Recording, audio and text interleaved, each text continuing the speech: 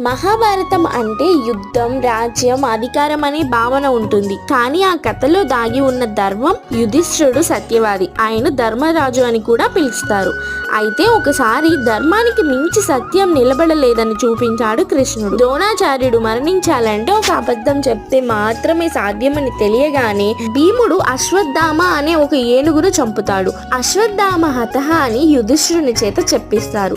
ఇది ఏం చెబుతుందంటే ప్రతి సందర్భంలో సత్యమే ధర్మం కాదు. కొన్నిసార్లు సమాజం, సమయం, పరిస్థితులు కుదిరించేవి మాత్రమే నిజమైన ధర్మం అవుతుంది. సత్యం, ధర్మం, న్యాయం ఇవన్నీ ఒక్కటే కాదని పరిస్థితుల్ని బట్టి మారుతాయి. ఇలాంటి పురాణాల కథలు మీకు ఏదైనా పురాణాల నుండి కంటెంట్ కావాలన్నా కామెంట్లో మెన్షన్ చేయండి. మంచి కంటెంట్ ఇవ్వడానికి నేను ట్రై చేస్తాను.